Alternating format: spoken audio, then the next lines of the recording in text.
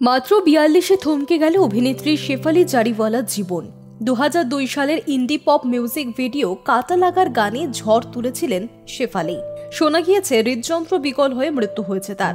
হাসপাতালে নিয়ে গেলে চিকিৎসকেরা মৃত বলে ঘোষণা করে তাকে। শেফালি জারিওয়ালা 35টি মিউজিক ভিডিওতে কাজ করেছিলেন সব মিলিয়ে। 2004 সালেই বলিউডে ডেবিউ করেন মুঝসে শাদি কারোকে ছবিতে, তবে ক্যামিও চরিত্রে। 2002 সালে বিয়ে করলেও সেই দাম্পত্য সুখের হয়নি। 2009 সালে স্বামীর বিরুদ্ধে মানসিক ও শারীরিক অত্যাচারের অভিযোগ আনেন, বিচ্ছেদ হয়ে যায়। তারপর অন্তরালে ছিলেন। বেশ কয়েক বছর পর পার্টনার পরাগ ত্যাগীর সঙ্গে জুটি বেঁধে নাচবালিয়ের 5ম সিজনে অংশগ্রহণ করেছিলেন। 2014 সালে বিয়েও করেছিলেন তারা। তারপর বিগ বস 13-এ প্রতিযোগী ছিলেন, ফের চর্চায় আসেন।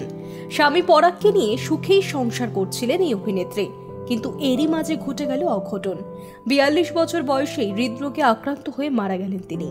এক সাক্ষাৎকারে অভিনেত্রী জানিয়েছিলেন 15 বছর বয়স থেকে মৃগী রোগে আক্রান্ত ছিলেন তিনি। পড়াশোনা থেকে কেরিয়ার, সব ক্ষেত্রেই এই রোগ প্রভাব ফেলেছিল শেফালির জীবনে।